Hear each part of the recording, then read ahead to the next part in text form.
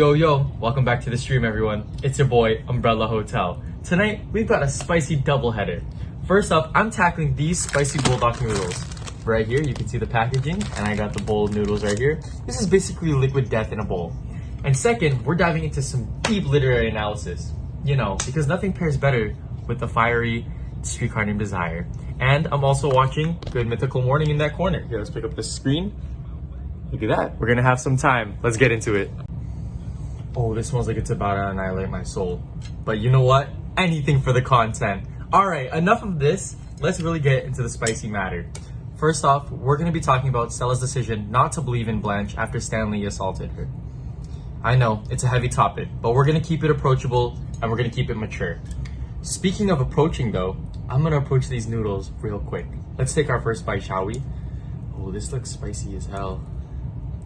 Alright.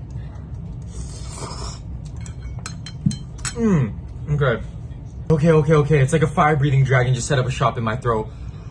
Okay. Who the hell invented this? Well, who hurt them? Okay, wait. No milk. Only tears and literary theory tonight. Okay, let's get serious for a second. Remember that line Stella says? I couldn't believe her story and go on living with Stanley. That moment hits hard because it's also so tied into the patriarchy and the way women were forced to prioritize survival over solidarity. Like, Stella knows deep down Blanche isn't lying, but admitting it would be dismantling the stability she built with Stanley. It's almost like these noodles. It hurts a lot. I'm gonna take another bite, shall we?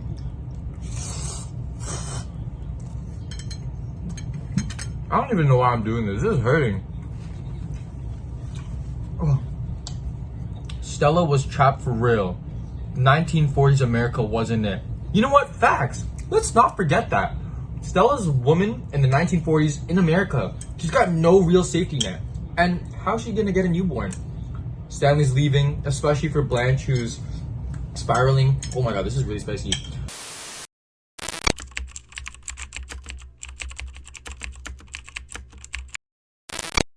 Would mean financial ruin.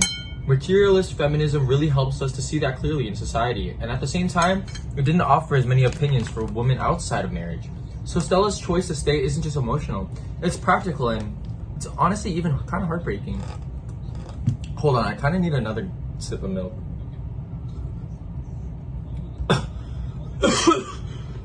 Oh my god. Yo, chat, these are spicy. Okay. The patriarchy is not the one thing killing me here tonight, is these noodles are straight up oppressing me. Who in chat dares me to take 3 bites in a row? Don't donate no subs, because I'm not trying to do that, okay? Do it, you won't? Stanley wishes he had that spice. Bro, y'all are evil. But it's okay, because I'll do it. For the content. But hold on, back to the analysis while I prep my doom with these spicy fire noodles. Low-key, it's kind of burning my mouth right now, but it's okay, because I got myself a glass of milk. Oh, the camera's this way. Glass of milk, there you are. Stanley's act of violence against Blanche isn't just about his character, it's like a reflection of how society views male aggression.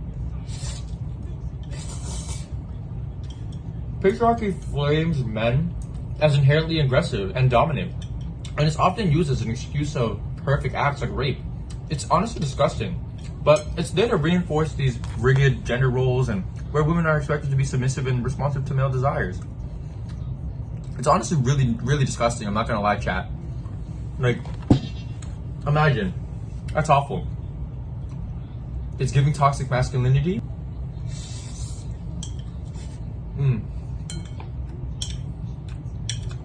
Alright, that was 2 bites, chat. That was 2 bites. This is the 3rd one right here.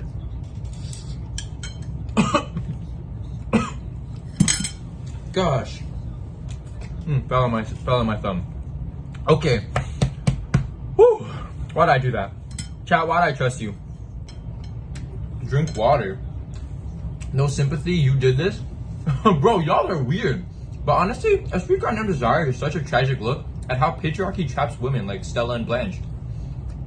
And like impossible situations. It reinforces them to make decisions that prioritize survival over solidarity. And it's really heartbreaking, honestly. I'm gonna take another sip of milk.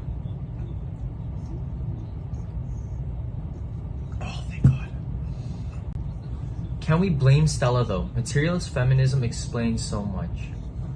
Honestly, great question. Can we blame Stella? Honestly, I'd say it's kind of complicated. What did you say? Materialist feminism explains so much. Yeah, the real blame lies with the system that forces her to make these choices. It's kind of like these noodles are society, and Stella's just trying to survive without melting. Like my tongue. My tongue is literally melting right now.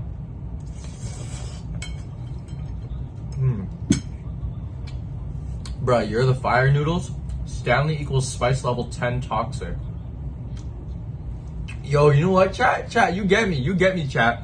Alright, I'm gonna wrap this up before these noodles end my career. It's really hot. I need like a sip of this. I'm sorry not for looking at the camera too much. You guys are really important to me. I'm sorry. But these noodles, I just really want to watch Good Mythical Morning at the same time.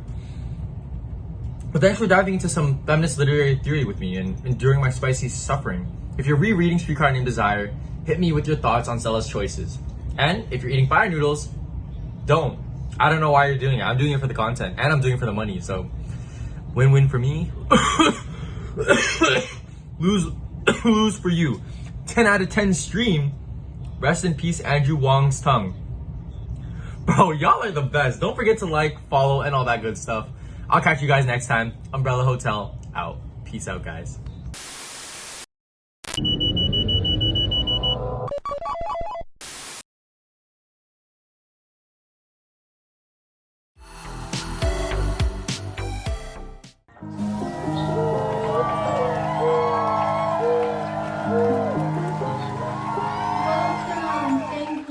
Thank you. I'm your host, Selena, and this is Lights On. Our guests today are hot off the Streetcar Named Desire, straight from Elysian Fields. Give it up for Stanley Kowalski, Stella Kowalski, and the one and only Blanche Dubois.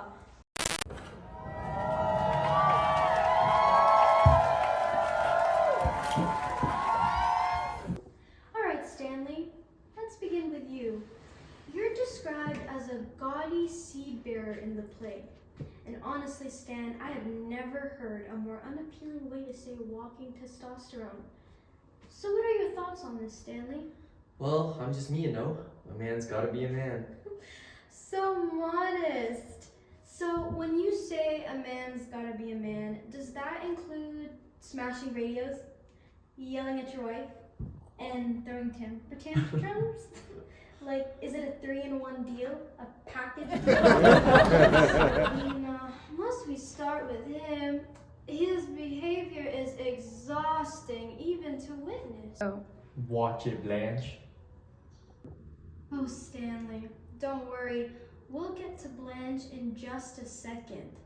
Blanche, sweetie, you've got this whole Southern Belle thing going on, which I dig, by the way.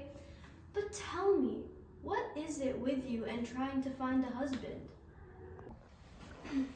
Oh, Selena, you make it sound so calculated. A woman craves stability. She wants a partner, a home, a sense of security. What's wrong with that? Yeah.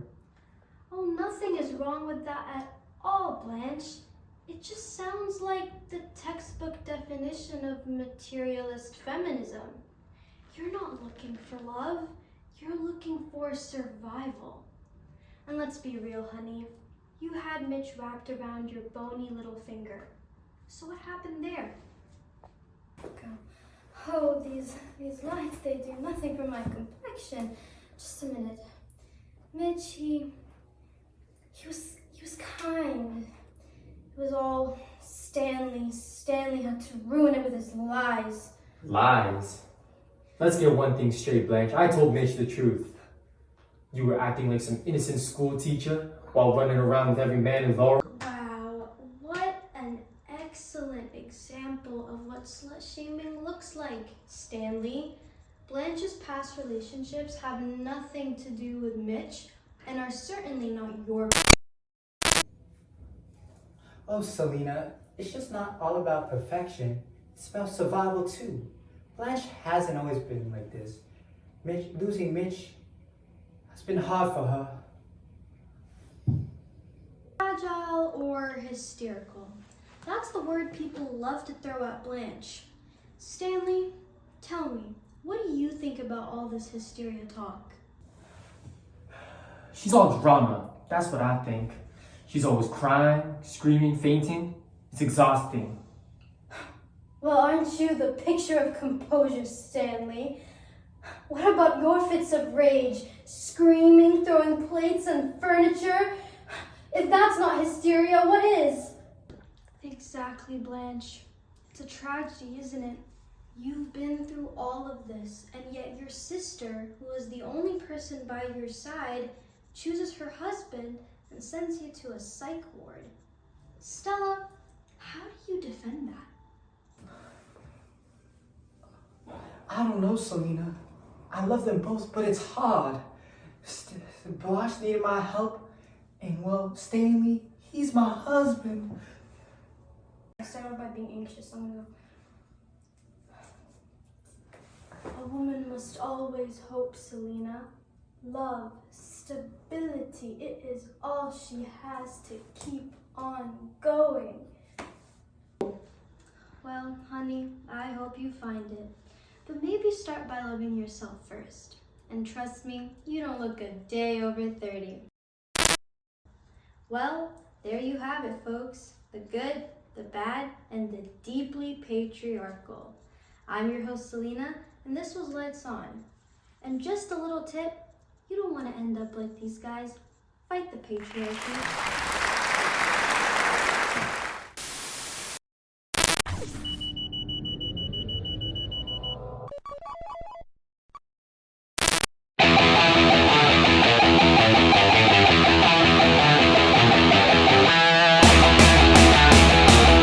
What's up, Gators? Welcome to another segment of Walking with Key, where we take your brains on a feminist roller coaster. And in this episode, we're gonna be diving into a streetcar named Desire through a feminist lens. Now let's go roam the halls and see what's poppin'. Hey, you! In a streetcar named Desire, Stanley calls Mitch sugar tits. Let's talk about this. Do you think patriarchy is glorifying men like Stanley while putting down Mitch for not being as manly? Yeah, totally. Stanley calling Mitch a sugar tit is almost like insulting his manhood, saying he's too feminine or too sweet. If it's not Stanley's world where he's like dominating or too manly, then it's nothing.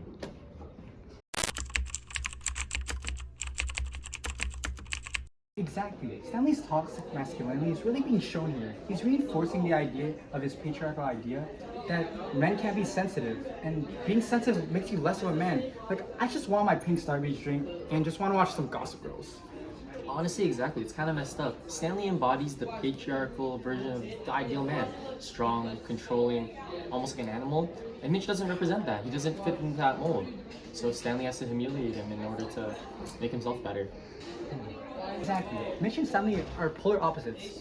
Mitch kind of embodies the old South's polite masculinity, but even he's not perfect. Patriarchy still affects him. But Stanley calling him sugar tits is showing off his toxic masculinity, and he's weaponizing femininity as an insult. Exactly. It's a reminder that the patriarchy doesn't just trap women, but it also traps men into these narrow-fitting molds. Exactly. And Mitch doesn't fit any of these, so he gets torn apart. Exactly. You know what, Mitch? I kind of like the term sugar tits. Own it. Stop! Oh shit! In a streetcar named Desire, Stanley's whole life is revolved around his pleasure with women, the giving and the taking of it, the power and the pride of a richly feathered male bird. And this really shows his views on women, and why does society just let this happen? Don't get me started on Stanley and animal analogies. It's like they go hand in hand. Anyways, Stanley views women as conquests, not his equals. And it's like the whole richly feathered male bird line, that sums it up perfectly. It's like he thinks he's this rooster puffing out his chest, and the women, who are the hens, are the ones that he's chasing around. It's like he's got this whole predator-prey thing going on. I mean, you're not an animal. You're literally human. That's so icky. Right. Like, he's always in this hunting mode. Guys, you don't even have to be Alpha Sigma anymore. Come on now. On to another question, though. Would you like to go out for dinner? Is it spaghetti? Guys, cut. Last one. So Stella keeps going back to Stanley even though we hit her. Do we think that her attraction to this macho and aggressive type is due to the fact her internalized gender roles and the idea that men are supposed to be aggressive and dominant while women are supposed to be obedient and submissive? Well, psychoanalytical feminism would agree with this. Hello? Thoughts on this? Yo, I'm taking a dump, bro. I just ate bulldog noodles. Again? Really? My noodles are not sitting well, but yeah, for sure. Society teaches women to see the aggression in men as a sign of strength. Like, it makes them more capable of a real man. Stella's probably internalized that, so she sees Stanley's anger as a really attractive part of his masculinity. Exactly. Materialist feminism highlights the economic forces at work. Blanche isn't just seeking love, she's surviving in a system where she has nothing at all. Without Belle Reeve or a husband, she has nothing. It's not desperation, it's just her surviving under the patriarchy. And that's what makes it so heartbreaking. She's not just stuck in an abusive relationship, she's in a mindset where she equates his violence with love and protection. It's the patriarchy messing with her subconscious. Right? Patriarchy has made it seem that his anger is proof of his masculinity. And Stella buys into this because psychoanalytic feminism would argue that society has molded her subconscious into thinking this is what a strong man looks like. And Stella's just supposed to be submissive and just endure it. Exactly. It's such a cycle. I mean, Stanley's aggression is rewarded, but Stella's obedience keeps her trapped. It's not biology, it's really conditioning. No. Okay, but can you give me some privacy? I gotta go.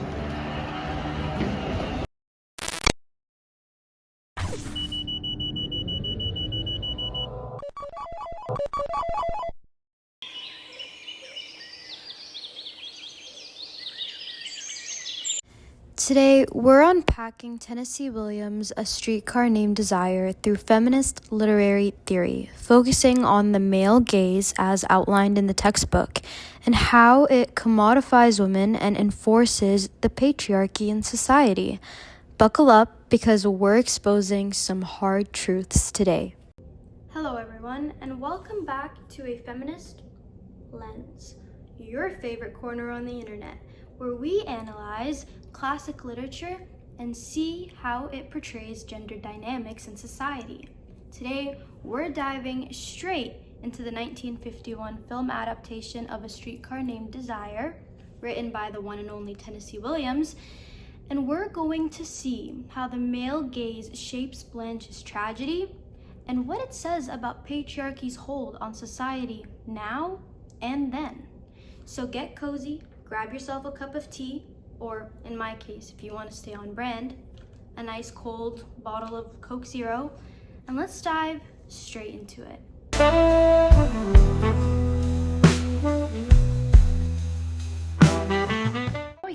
As the textbook explains, patriarchal power is evident in the male gaze. The man looks, the woman is looked at, and the one who looks holds the power to name, define, and control. Blanche, from the moment she steps into Elysian Fields, is framed as an object to be seen by men, her appearance constructed for strong visual and erotic impact.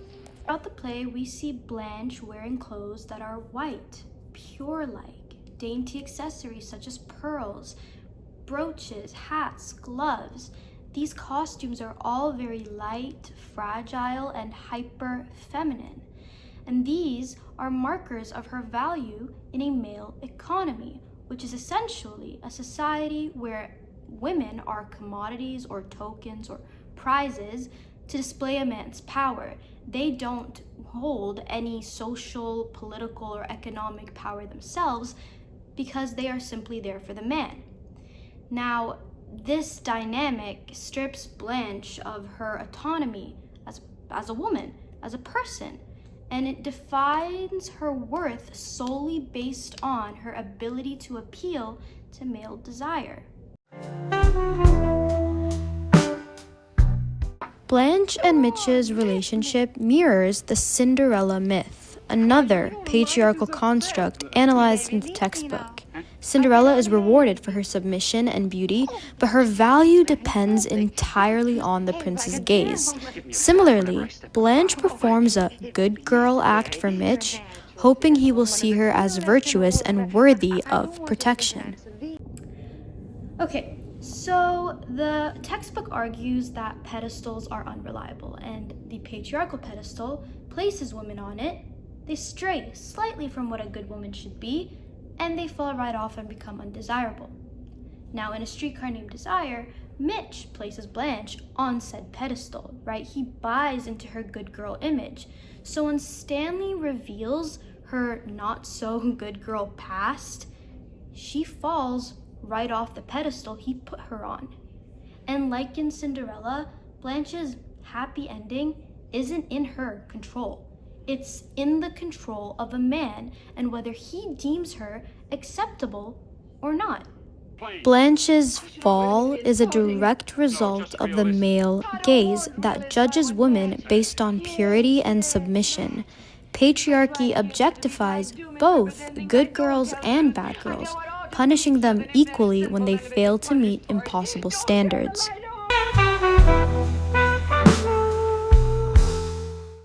Hey, Stella! Stanley Kowalski, raw masculinity personified, thrives under a patriarchal system that glorifies his aggression and dominance. As the textbook explains, men like Stanley invent the rules of the game, playing it only with one another, while women are left to be the prizes.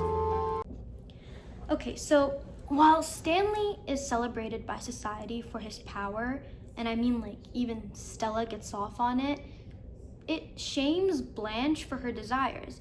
And in no means am I calling Blanche a morally correct character. She is very much flawed, but we're going to sidestep those flaws for a bit and focus mostly on the gender dynamics at play.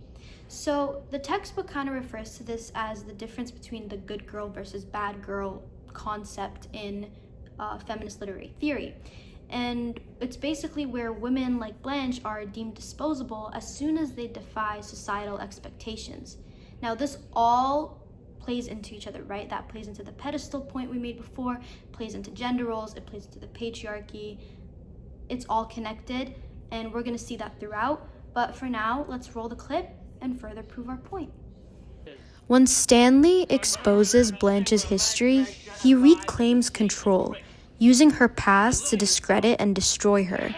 As the textbook notes, patriarchal culture views women as other, defining them only by what men claim they lack.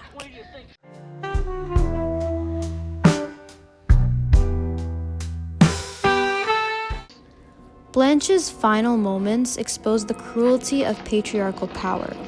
As the textbook explains once again, the patriarchy denies women autonomy or agency, viewing them only as objects. Stanley's violence is excused because Blanche has already been discredited by the system. So Stella isn't just a victim of Stanley. She's also a victim of the society, the patriarchal society that oppresses her. And if you peel back all the morally gray and the differences and the flaws, and you look at Blanche as just a woman, from woman to another woman, you can see yourself in her. A woman who is simply internalizing but also going against the patriarchy. And her story also kind of reminds us that the male gaze isn't just about how women are seen, but it's also about how they're controlled and punished. So as we wrap up in our little cozy corner, let's look at everything again. I mean, what can we learn from A Streetcar Named Desire? Or more specifically, what can we learn from Blanche and A Streetcar Named Desire when analyzing it through a feminist literary lens? I mean, we learn that the patriarchy isn't just about control and the desire for male power, but it's also about dismissing and erasing women as equal and integral parts of society. So, let's rewrite the story. Knowing what we know, let's also, and more importantly, rewrite the system behind it. Thank you for joining me in our cozy corner, sipping your tea or your Coke Zero, and I hope you have a wonderful evening and that you take something valuable away from this video. Lots of love, and see you next time on A Feminist Lens.